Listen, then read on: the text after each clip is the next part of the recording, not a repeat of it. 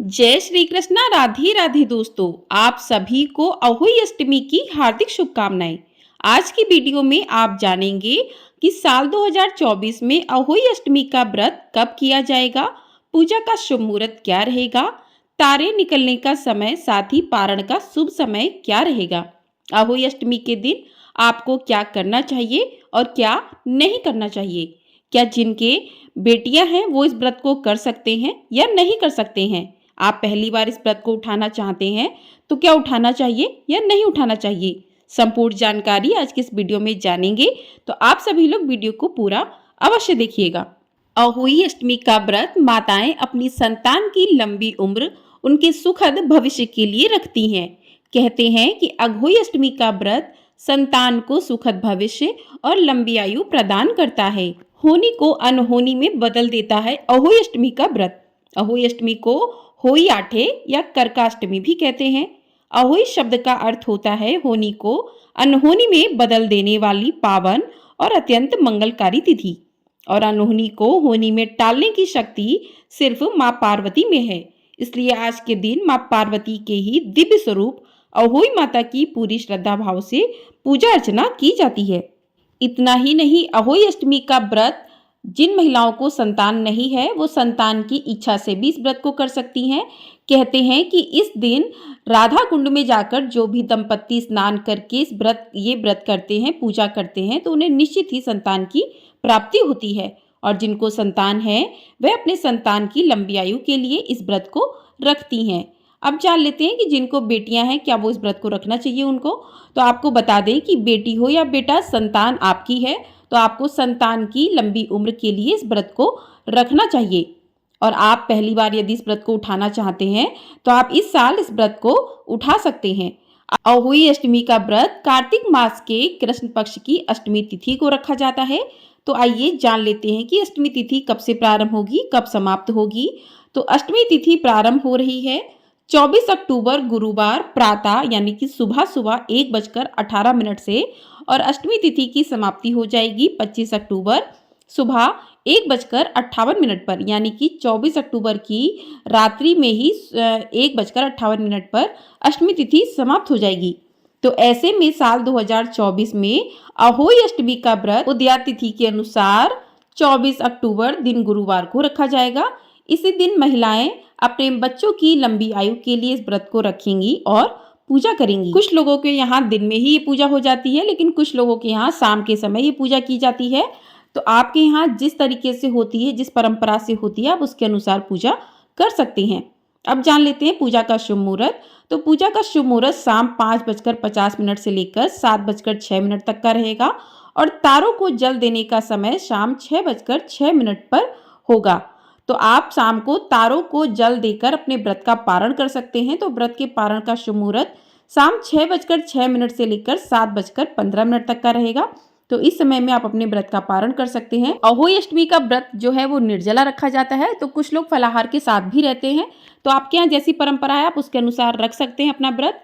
और इसमें निर्जला व्रत रखकर पूजा करने के बाद तारों को जल देने के बाद जो है आप अपने व्रत का पारण कर सकते हैं। तो हर जगह की अलग अलग मान्यता होती है, अलग अलग परंपरा होती है। तो कुछ लोग इसकी पूजा दिन में करते हैं, कुछ लोग पूजा शाम को करते हैं। तो आप पूजा किस प्रकार से आपको करना चाहिए, आइए पूजा विधि भी जान लेते हैं। तो आपको सुबह जल्दी उठकर स्नान आदि कर लें, स्वच्छ वस्त्र धारण कर लें, उसके बाद व्रत का संकल्प लें। तो हाथ में जल लेकर आप व्रत का संकल्प लें कि आज आपने अहोई अष्टमी का व्रत किया है। तो हे अहोई माता, हमारे बच्चों की संतान की रक्षा करना, और हमने व्रत किया है तो हमारे व्रत को पूर्ण करने में हमारी मदद करना। तो इस प्रकार से व्रत का संकल्प लें। उसके बाद कुछ लोगों के यहाँ सुबह के समय पूजा होती है। इसकी पूजा जो है दिन में भी होती है और शाम को भी होती है। सुबह सुबह एकदम से नहीं होती है, लेकिन अगर आप ऑफिस वगैरह जाने वाले हैं तो आप पूजा अपनी सुबह भी कर सकते हैं। तो आप पूजा जो है करने के लिए आपको एक चौकी लेनी है। चौकी पर लाल या पीले रंग का आपको वस्त्र बिछाना है। उस पर अहोई माता का जो चित्र है, कैलेंडर है, फोटो है, जो भी आपके पास है उसे आप स्थापित कीजिए।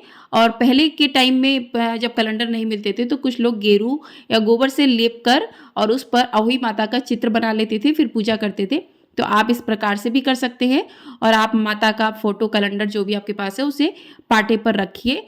और साथ में इसमें 2 घड़ों का बहुत ही ज़्यादा महत्व होता है। तो आप कुछ लोग करवा चौथ वाले ही घड़े ले लेते हैं, कुछ लोग जो है मिट्टी के नए घड़े लेकर आते हैं। तो आपको एक में जल भरना है और एक में आपको कोई भी अनाज साबुत अनाज भरना है। आप चावल या गेहूँ भर सकते हैं। कुछ लोग दोनों में ही जल भरते हैं, तो आपकी अपनी परंपरा के अनुसार जो है आप रख सकते हैं। स्याऊ माता की पूजा की जाती है, तो इस प्रकार से आप स्थापित कर लें। तो घड़े जो है आपने लिए हैं, उनके कंठ पर मौली बाँध दें और उनके जो ऊपर कटोरी है उसमें आप चावल भर सकते हैं या फिर बतासे भर दीजिए और नीचे आप साबुत अनाज रखकर उस पे घड़े रखिए। घड़ों को अच्छे से रखिएगा ताकि वो हिले-डुले ना। और उसके बाद माता का पूजन कीजिए। अहोई माता की पूजा में हल्दी का विशेष महत्व होता है, तो आप माता को पहले स्नान करवाएँ भाव स्वरूप और गणेश जी को स्नान करवाएँ। जो भी आपने कलश रखे हैं उन्हें स्नान करवाएँ। उसके बाद सभी पर तिलक लगाएँ। माता को जो है हल्दी का, कुमकुम का तिलक लगाएँ, भगवान गणेश को रोली का तिलक लगाएँ और अक्षत जो है अर्पित करें। तो इस प्रकार से तिलक लगाने के बाद जो भी आपने घड़े रखे हैं, जो भी आपने कलश रखे हैं, उन पर स्वास्तिक बना दें। तो इस प्रकार से तिलक वगैरह करने के बाद माता अहोई माता को आप चुनरी अर्पित कर सकते हैं, सुहाग की सामग्री अर्पित कर सकते हैं।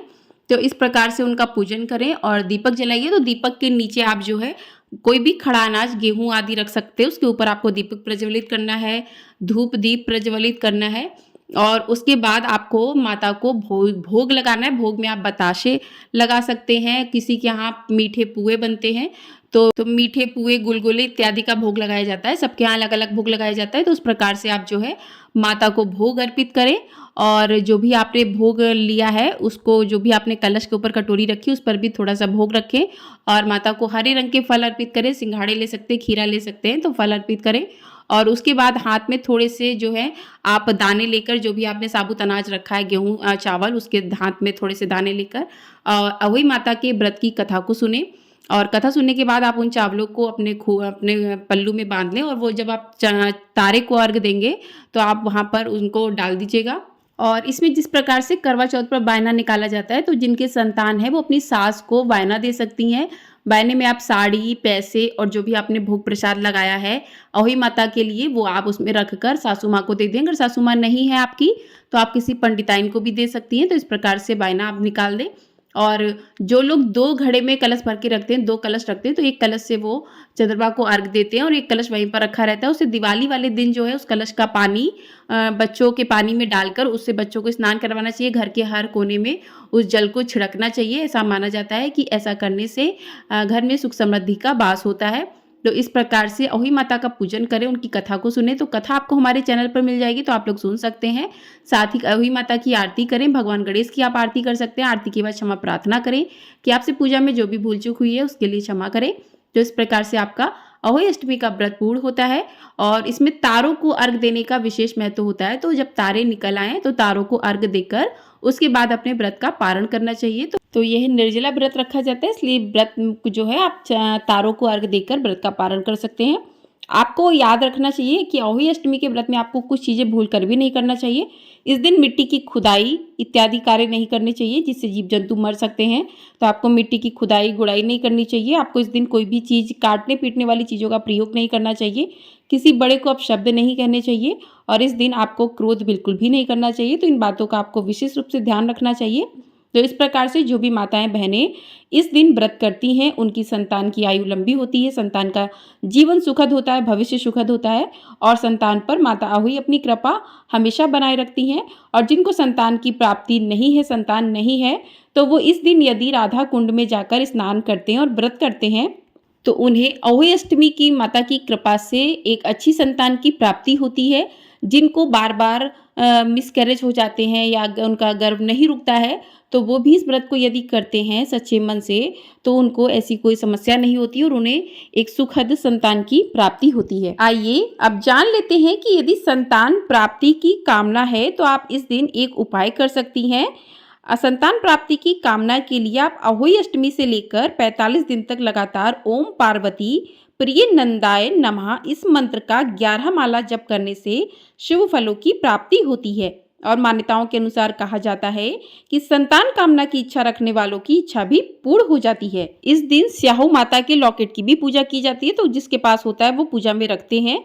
उसके बाद संतान को पास में बिठाकर माला बनाएं। इस मौली के धागे की मदद से तैयार करें और माला बनाने के लिए किसी भी प्रकार की सी या पी का इस्तेमाल आपको नहीं करना है। संतान का तिलक करें, फिर उसे माला को धारण कर लें। संतान प्राप्ति की कामना रखने वाले पति पत्नी एक साथ मिलकर अहोई माता की पूजा करें।